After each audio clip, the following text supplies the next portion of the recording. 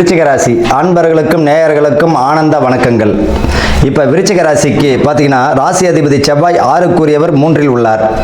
இதனால் பார்த்தீங்கன்னா சகோதர வழியில் நீங்கள் மன சங்கடங்கள் ஏற்பட வாய்ப்புகள் உண்டு. சொத்து பிரச்சனைகள் வருவதற்கு வாய்ப்புகள் உண்டு. பிரிவினை தருவதற்கு வாய்ப்புகள் உண்டு. கூடுமான வரைக்கும் அந்யுன்யமாக போங்க, விட்டு கொடுத்து போங்க. அதுதான் விருச்சிக ராசிக்கு நல்லது. இன்னொரு விஷயம் என்ன அப்படின்னா, இவர்கள் பூர்வீக சொத்து இருக்கும், பூர்வீகமான இடம் இருக்கும், அங்கேயே திரும்ப போவதற்கு வாய்ப்புகள் உண்டு. நம்ம இடமாற்றம் உண்டு, டிரான்ஸ்ஃபர் உண்டு, இடமாற்றம் உண்டு. பூர்வீக சொத்து வாழ்ந்த இடத்துக்கு போகிறதுக்கு வாய்ப்புகள் உண்டு. இது வரைக்கும் 40 வருஷமா 50 வருஷமா இதே வீட்டில் இருந்துட்டேன், வாடகை இருந்துட்டேன் அப்படின்னு நினச்சவங்களாம் அங்கேயே சொத்து வாங்கிட்டு போனாலும் ஆச்சரியப்படுறதுக்கு இல்லை, இல்லை பூர்வீக சொத்துலேயே குடி போனாலும் ஆச்சரியப்படுறதுக்கு இல்லை.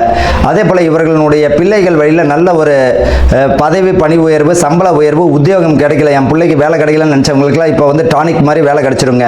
அட்லீஸ்ட் பார்த்தீங்கன்னா அவர்களுடைய வழியில் பார்த்தீங்கன்னா பிள்ளைகள் வழியில் ஏதாச்சும் வேலை கிடைச்சி சம்பாத்தியமும் கூடிவிடும். 7ஆம் அதிபதி 3இல் இருப்பது கணவன் மனைவியிடையே பார்த்தீங்கன்னா விட்டு கொடுத்து போகிறது தாங்க ஒரே வழி.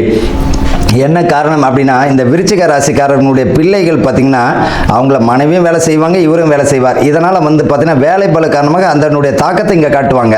அப்போ என்ன ஆகிடுன்னா கருத்து வேறுபாடு பிரச்சனை, சின்ன சின்ன விஷயங்கள் பெருசாக ஆகும்.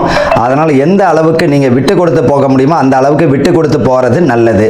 கூடா நட்பு கேடு தரும் என்பதை போல பிள்ளைகள் விஷயத்தில் கவனமாக இருக்கணும், பெண் பிள்ளைகள் விஷயத்தில் கவனமாக இருக்கணும்.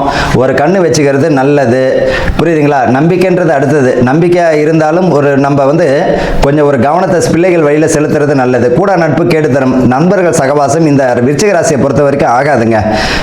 புரியுதுங்க? அது புதிய நட்புகளில் கவனத்தை செலுத்துங்க. கருத்துக்களில் வந்து ஃபேஸ்புக்கு ஊடகங்கள்லாம் கருத்துக்களை வெளியிடும் போது கொஞ்சம் கவனம் தேவை. அதே போல் நண்பர்கள் விஷயத்தில் கவனம் தேவை.